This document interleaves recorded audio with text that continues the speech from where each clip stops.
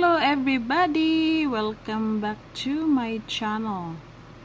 And for today's video guys, I will show you my AdSense from November 1 to November 8. Kung magkano. Malaki na siya guys.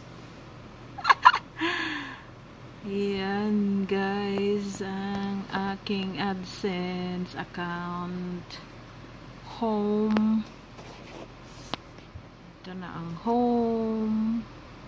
Ads, sites, block and control, reports, payments, accounts, feedback. And in here it says your AdSense account is enabled only to show ads on YouTube. If you want to show ads on different sites, you'll need to provide us with the URL of your site you want to monetize. I'm wondering, my blogger. Okay, so there is this said AdSense no longer shows YouTube metrics to see your estimated earning and the other monetization, blah blah blah. Go to the revenue report. So here comes my earning. Charan!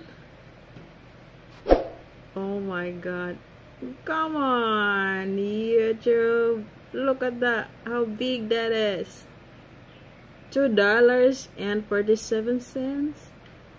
Come on.